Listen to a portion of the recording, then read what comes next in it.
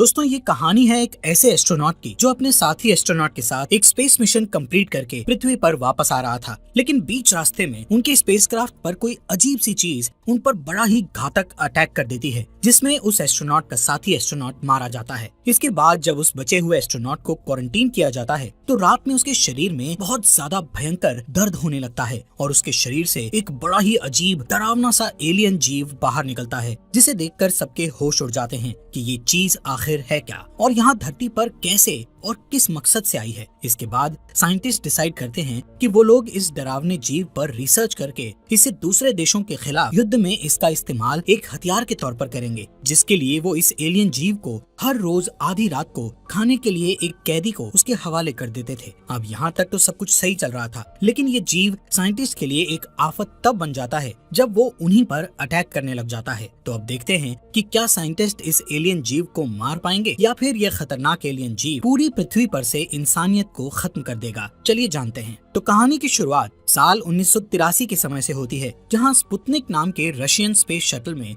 दो एस्ट्रोनॉट्स एवचेंको और कॉन्स्टेंटीन बैठे हुए थे। ये दोनों एस्ट्रोनॉट कई महीनों के सफर के बाद सक्सेसफुली पृथ्वी पर वापस आ रहे होते हैं, लेकिन वापस आते समय उन्हें स्पेस शटल के बाहर कुछ अजीब सा दिखाई देता है, जिसके साथ ये सीन यहीं कट हो जाता है और अगले सीन में हमें कजाकिस्तान का एक वीरान इलाका दिखाया जाता है, जहाँ उन एस्ट्रोनॉट्स का लैंडर क्रैश हुआ था। यहाँ एक आदमी लैंडर के पास जाकर देखता है तो उसे एवचेंको की लाश दिखाई देती है। वहीं पास ही कॉन्स्टेंटीन भी घायल हालत में लैंडर से बाहर निकलता है। दूसरी तरफ हमें एक फीमेल साइकोलॉजिस्ट डॉक्टर तात्याना को दिखाया जाता है, जिसके ऊपर ट्रायल्स चल रहे होते हैं, क्योंकि तात्याना के इलाज करने का तरीका काफी अजीब था। दरअसल तात्याना ने 17 साल के एक लड़के का इलाज करने के लिए उसे काफी देर तक पानी में डुबाए रखा था। अब ऐसा करने से उस लड़के की जान तो नहीं गई, लेकिन उसके माता पिता ने तात्याना के खिलाफ कंप्लेन कर दी। तब तात्याना अपनी सफाई में कहती है कि मैंने उस लड़के को सिर्फ उतनी देर तक ही पानी में रखा जितने में उसकी जान न जाए, और साथ ही साथ वो ये भी बताती है कि मेरे इलाज करने का यही तरीका है। उसकी इस बात पर जूरी में बैठी एक लेडी तात्याना से बोलती है कि अगर तुमने अपने इलाज के तरीकों को नहीं बदला तो हम तुम्हें सस्पेंड करके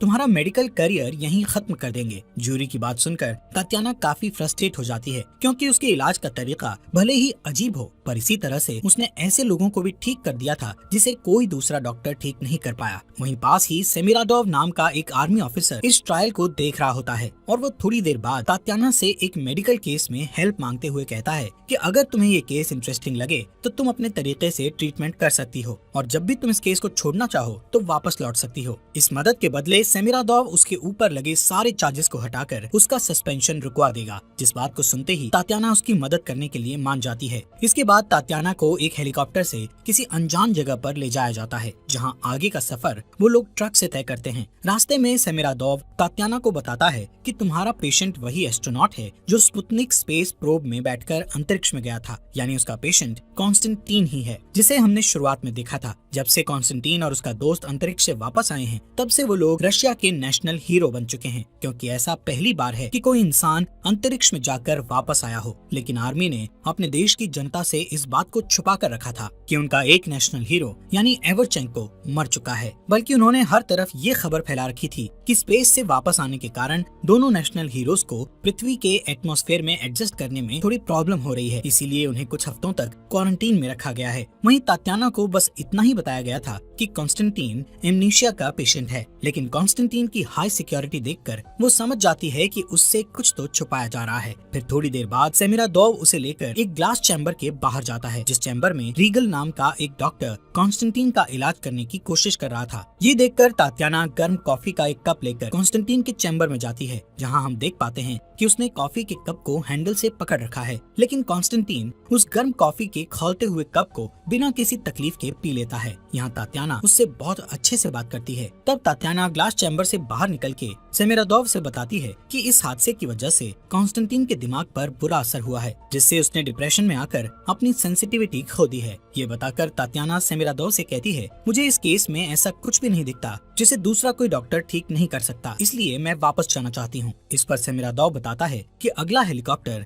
दूसरे दिन यहाँ से जाएगा, तब तक तुम अपने कमरे में जाकर सो जाओ। आगे तात्याना जब अपने कमरे में बैठी हुई थी तो रात के समय सेमिराडोव वहाँ आकर उसे अपने साथ चलने को कहता है और वो दोनों बिना समय गंवाए ऑब्जर्वेशन चैम्बर में आते हैं। जहाँ कॉन्स्टेंटीन को बुलेट प्रूफ ग्लास चैम्बर के अंदर बने एक और कमरे में रखा गया था। ये देखकर तात्याना को कुछ समझ नहीं आता कि आखिर कॉन्स्टेंटीन को उसके कमरे में कैद क्यों किया गया है। अब इससे पहले कि वो सेमिरादोव से कुछ पूछ पाती, तभी उसकी नजर मॉनिटर पर पड़ती है जिसमें कॉन्स्टेंटीन दिख रहा था। देखते ही देखते उसके हाथ पैर अकड़ने लगते हैं और वो अचानक से अपने बिस्तर के नीचे गिर के खून की उल्टी कर देता है। खून की उल्टी के साथ ही उसके मुंह से एक अजीब सा जीव बाहर निकलता है, जिसके बाहर आते ही कॉन्स्टेंटीन तो बेहोश हो गया था, पर वो जीव धीरे धीरे बड़ा होने लगता है, जिसे मॉनिटर में देखकर तात्याना के होश उड़ जाते हैं। तब सेमिरादोव के कहने पर तात्याना उस अजीब से जीव को देखने के लिए कॉन्स्टेंटीन के कमरे के बाहर जाती है, जहाँ वो जीव उस पर हमला कर देता है। लेकिन बुलेट प्रूफ ग्लास की वजह से वो जीव तात्याना को नुकसान नहीं पहुंचा पाता। जिसके बाद सेमिरादोव तात्याना से बताता है कि ये जीव स्पेस से कॉन्स्टेंटीन के साथ आया है और वो उसके शरीर के अंदर ही रहता है। इसी वजह से हमने एक नेशनल हीरो को इस तरह कैद करके रखा है, क्योंकि उसके अंदर एक एलियन जीव मौजूद है जिसे अलग करने का काम तुम्हारा है। यहाँ तात्याना भी इस चैलेंज को एक्सेप्ट करके सेमिरादोव से कॉन्स्टेंटीन की लैंडिंग के बाद से अब तक की सारी रिपोर्ट्स और फुटेजेस मांगती है, ताकि वो इस जीव के बिहेवियर को अच्छे से समझ सके। रिपोर्ट्स पढ़कर उसे ये पता चलता है कि ये एलियन जीव किसी पैरासाइट की तरह है, जो ज्यादातर समय कॉन्स्टेंटीन के पेट में ही रहता है।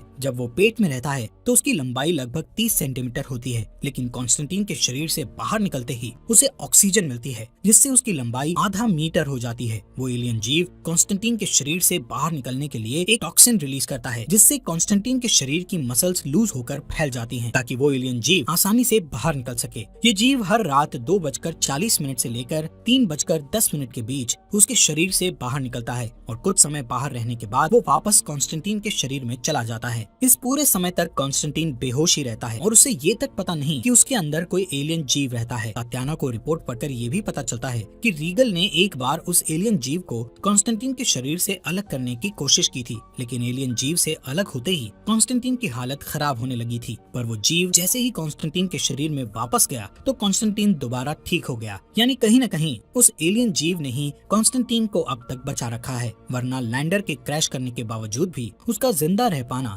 नामुमकिन था। वहीं ये जीव कॉन्स्टेंटीन के खाए हुए खाने को खाकर जिंदा रहता है, लेकिन तात्याना को ये जानना था कि वो एग्जैक्टली क्या खाता है। उसे इन फाइल्स में कॉन्स्टेंटीन के पास्ट की भी जानकारी मिलती है, जिससे उसे ये पता चलता है कि कॉन्स्टेंटीन का 7 साल का एक नाजायज बेटा है, क्योंकि कॉन्स्टेंटीन ने उसकी माँ से शादी नहीं की थी और उसकी माँ के मरने के बाद उस बच्चे को ऑर्फनेज में रख दिया गया। फिर अगले दिन तात्याना इंट्रोगेशन के दौरान पहले तो कॉन्स्टेंटीन से उसका फेवरेट सॉन्ग पूछती है, लेकिन बाद में वो उससे कहती है कि तुम एक बुरे पिता हो जिसने अपने बेटे को ऑर्फनेज में सड़ने के लिए छोड़ दिया, जो सुनकर कॉन्स्टेंटीन को काफी बुरा लगता है। जबकि तात्याना की बातों से हम समझ पाते हैं कि उसने जानबूझकर कॉन्स्टेंटीन को गुस्सा दिलाया, ताकि गुस्से के कारण उसके व्यवहार में कुछ बदलाव आ जाए। वो तुरंत ही रीगल से कॉन्स्टेंटीन का ब्लड टेस्ट करने को कहती है, ताकि उसे ये पता चल सके कि आखिर वो एलियन जीव एग्जैक्टली क्या खाता है। यहाँ तात्याना सेमिरादोव को सजेस्ट करती है कि वो कॉन्स्टेंटीन को ग्लास चैम्बर से निकालकर किसी दूसरे कमरे में शिफ्ट कर दे, ताकि कॉन्स्टेंटीन को ऐसा न लगे कि उसे कैद करके रखा गया है। इस पर सेमिरादोव कॉन्स्टेंटीन को ग्लास चैम्बर से निकालकर एक नॉर्मल कमरे में शिफ्ट करवा देता है और इस कमरे में एक टीवी भी रखी हुई थी। इसी बीच उसके कमरे में तात्याना आती है, जिसे कॉन्स्टेंटीन बताता है कि स्पेस में जाने से 1 हफ्ते पहले ही मुझे अपने बेटे और उसकी माँ के बारे में पता चला था, इसलिए मैंने ये सोचा कि वापस आने के बाद मैं उसे ऑर्फनेज से वापस ले आऊंगा, लेकिन वापस आने के बाद से मैं यहीं पर फंसा हुआ हूँ। फिर उसी रात जब वो एलियन बाहर निकलता है तो तात्याना दोबारा से उसके सामने जाती है और पिछली बार की तरह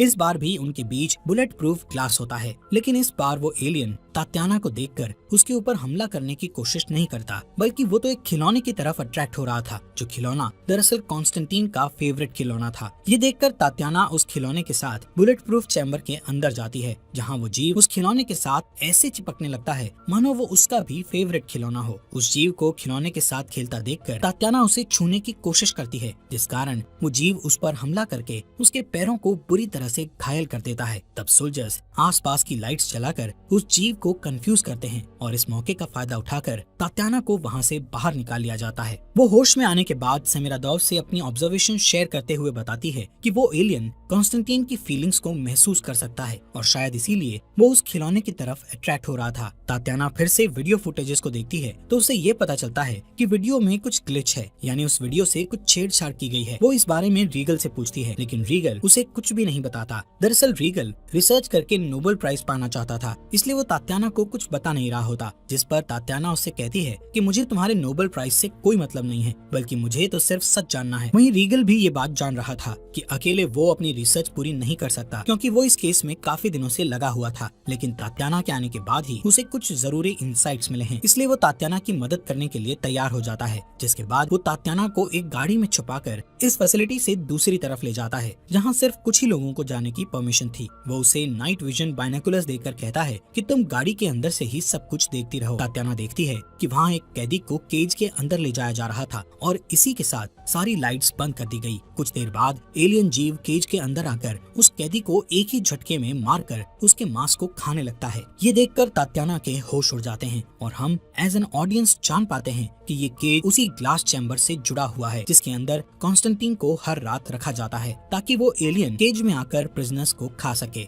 अब गाड़ी में वापस आने के बाद रीगल तात्याना को बताता है कि जब हमें कॉन्स्टेंटीन मिला था तो उसकी हालत बहुत ज्यादा खराब थी, लेकिन उसके अंदर इस एलियन जीव के होने की वजह से उसकी तबीयत दिन ब दिन सही होती चली गई और वो इतनी जल्दी रिकवर कर गया जितने में किसी आम इंसान का रिकवर कर पाना लगभग नामुमकिन था। जब कॉन्स्टेंटीन हॉस्पिटल में था तो इस एलियन जीव ने एक नर्स को भी मार दिया था और उसी दिन के बाद से कॉन्स्टेंटीन की तबीयत में सुधार आना शुरू हो गया। इसके बाद उस जीव को मछली से लेकर सुअर तक सब कुछ खाने को दिया गया, मगर ऐसा करने से कॉन्स्टेंटीन की तबीयत फिर से खराब होने लगी। आखिर में सेमिरादोव ने उस जीव को एक प्रिजनर ऑफर किया, जिसे खाने के बाद जब वो जीव कॉन्स्टेंटीन के अंदर गया तो कॉन्स्टेंटीन की तबीयत वापस से सही हो गई। लेकिन वो जीव प्रिजनर्स को मारने से पहले उन्हें काफी ज्यादा डराता है, क्योंकि डरते समय इंसानों के अंदर कॉर्टिसोल नाम के हार्मोन का लेवल बहुत ज्यादा बढ़ जाता है और शायद ये जीव कॉर्टिसोल के ऊपर ही फीड करता है। फिर अगली सुबह तात्याना कॉन्स्टेंटीन को सारी सच्चाई बताती है कि उसके अंदर एक एलियन जीव रहता है जिसने बहुत से लोगों को मार दिया है। ये सुनकर कॉन्स्टेंटीन तात्याना से कहता है कि तुम मुझे रात में मिलो। रात में कॉन्स्टेंटीन अपने कमरे के बाहर मौजूद एक रिसेप्शनिस्ट लड़की को बेहोश करके टीवी के अंदर लगे एक मैग्नेट को निकाल लेता है। वो उस मैग्नेट की मदद से सीसीटीवी कैमरास को ऑल्टर करके तात्याना के साथ उस कमरे में जाता है जहाँ उसके दोस्त एवरचेंको की लाश रखी हुई थी। यहाँ कॉन्स्टेंटीन रिवील करता है कि उसे इस एलियन के बारे में पहले से ही पता है, यहाँ तक कि उसे वो सारी चीजें महसूस और दिखाई देती हैं जो वो एलियन करता है। यानी वो एलियन जो भी महसूस करता है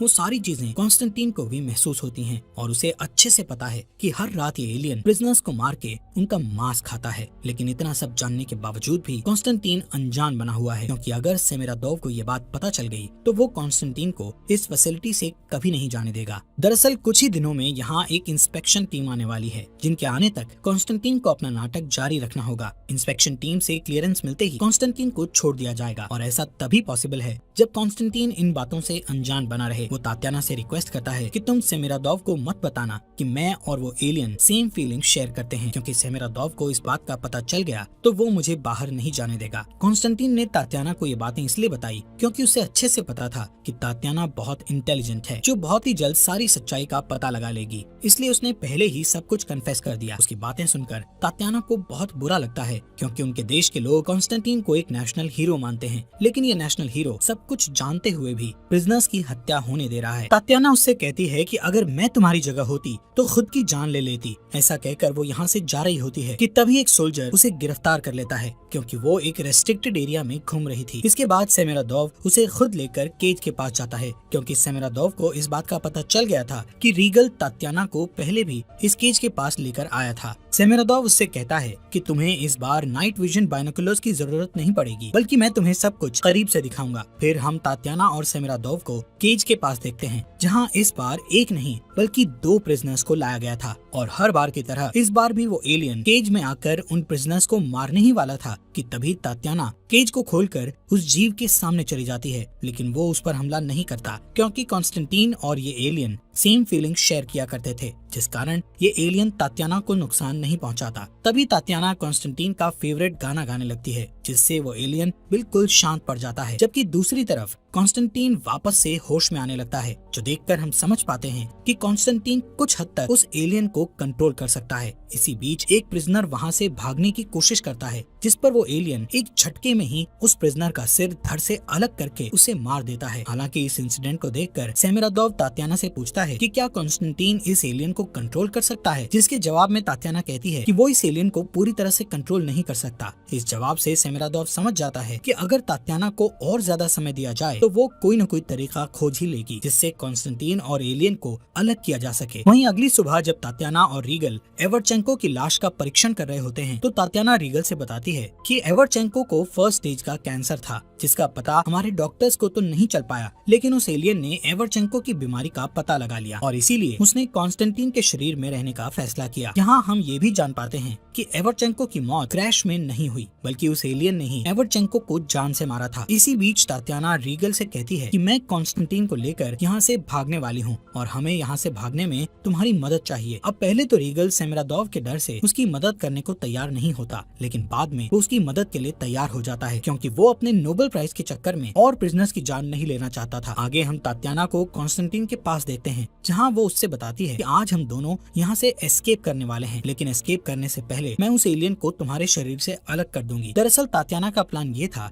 कि वो कॉन्स्टेंटीन के शरीर में ऐसा केमिकल इंजेक्ट करेगी जिससे उसके शरीर में कुछ देर के लिए कैंसर के सिम्टम्स आ जाएंगे। ऐसा होते ही वो एलियन उसके शरीर को छोड़कर बाहर निकल आएगा और वो एलियन कॉन्स्टेंटीन के शरीर के बिना ज्यादा देर तक जिंदा नहीं रह सकता क्योंकि उससे धूप नहीं बर्दाश्त होती। यही वजह है कि वो रात के समय ही बाहर निकलता है जबकि दिन में वो उसके शरीर में रहता है। इसके बाद तात्याना और कॉन्स्टेंटीन कुछ सोल्जर्स को बेहोश करके वहाँ से भाग निकलते हैं, जबकि दूसरी तरफ रीगल हायर ऑफिसर्स को सेमिरादोव के इलीगल एक्सपेरिमेंट्स के बारे में खबर देता है। उधर सेमिरादोव को सीसीटीवी फुटेजेस से पता चल चुका था कि तात्याना और कॉन्स्टेंटीन वहाँ से भाग रहे हैं और इस सब में रीगल ने भी उनकी मदद की है। उसे ये भी पता चल चुका था कि रीगल ने उसके खिलाफ कंप्लेंट कर दी है, इसीलिए वो उसे शूट करके जान से मार देता है। उसे मारने के बाद वो अपने सोल्जर्स को तात्याना और कॉन्स्टेंटीन के पीछे भेजता है, जहाँ उसके ऑर्डर पर बहुत सारे सोल्जर्स तात्याना और कॉन्स्टेंटीन को घेर लेते हैं। जहाँ वो लोग तात्याना को मारने ही वाले थे कि तभी कॉन्स्टेंटीन खुद को इंजेक्शन लगाकर एलियन को बाहर निकाल देता है।